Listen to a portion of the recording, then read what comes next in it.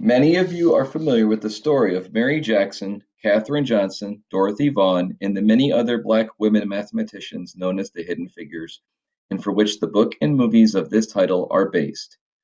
When first hearing about their stories a few years ago, I felt very ignorant that I was not aware of their great contributions to our society.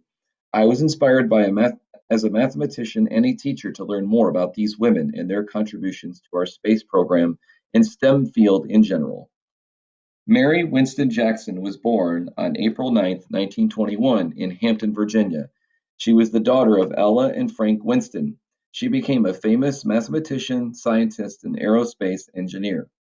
Mary attended Hampton's all black schools, where she graduated with honors in 1937 from George P. Phoenix Training School. In 1942, she received a dual bachelor's degrees in mathematics and physical science and was a member of Alpha Kappa Alpha. She moved to Calvert County, Maryland to accept a teaching job at a black school. However, she only worked in that role for 1 year before returning home in 1943 to serve as a bookkeeper and a receptionist for the USO. She also served as a bookkeeper in Hampton Institute's health department. She later worked as an Army secretary at Fort Monroe. It was at this time that she decided to marry Levi Jackson and stay at home for a few years to have their first child, Levi Jackson Jr. She would also have a daughter, Carolyn Marie Lewis. In 1951, she started working for NACA, known as the National Advisory Committee for Aeronautics, in Langley, Virginia. This agency would later become known as NASA. Here, she became a member of the West Area Computing Unit under Supervisor Dorothy Vaughan. The women here were known as human computers and worked as research mathematicians. This was a segregated area for only Black women. All work facilities had segregated restrooms and cafeterias. Whites were allowed to eat in the cafeteria while Blacks had to eat at their desks. This led to Mary almost quitting her job.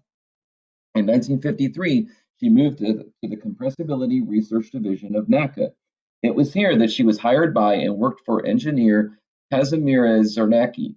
They conducted experiments in a high-speed wind tunnel called the Supersonic Pressure Tunnel. Its speed was almost twice that of sound. Zarnecki encouraged Mary to undergo training to become an engineer. She needed to take some graduate courses in both math and physics. In order to do this, she would seek and ultimately receive special permission to attend the all-white Hampton High School. Upon finishing the training program, Mary began working at the Theoretical Aerodynamics branch of the Subsonic Transonic Aerodynamics Division at Langley. She at this point became NASA's first Black female engineer. She specialized in analyzing data wind tunnel and real-world aircraft flight experiments. The goal was to understand airflow, including thrust and drag forces. Mary also worked with flight engineers at NASA to improve airplanes and space shuttles.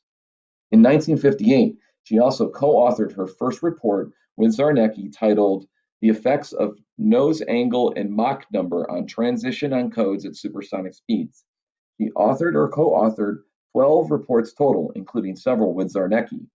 She worked as an engineer in several NASA divisions, including the Compressibility Research Division, Full-Scale Research Division, High-Speed Aerodynamics Division, and Subsonic Transonic Aerodynamics Division. Around the late 1970s, she became frustrated with being continuously denied promotion to a management level position.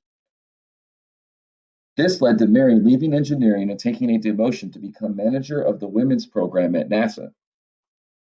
She sought to create better opportunities for all women within the organization.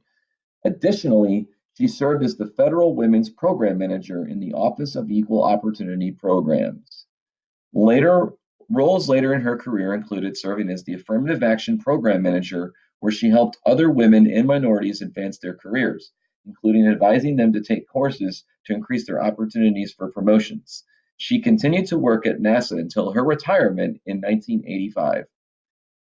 Jackson Elementary School in Salt Lake City, Utah, which was originally named for President Andrew Jackson, was renamed Mary W. Jackson Elementary School in early 2018.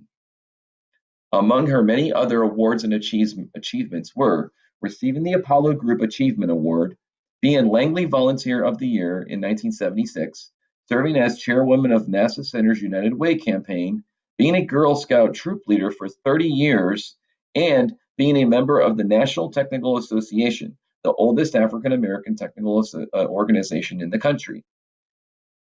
Her and her husband were always welcoming to young new Langley recruits trying to get settled in a new town and career. Mary Jackson passed away on February 11, 2005, at Riverside Convalescence Home in Hampton, Virginia. The lasting effects of her work live on as she has inspired so many others to pursue their dreams and aspirations.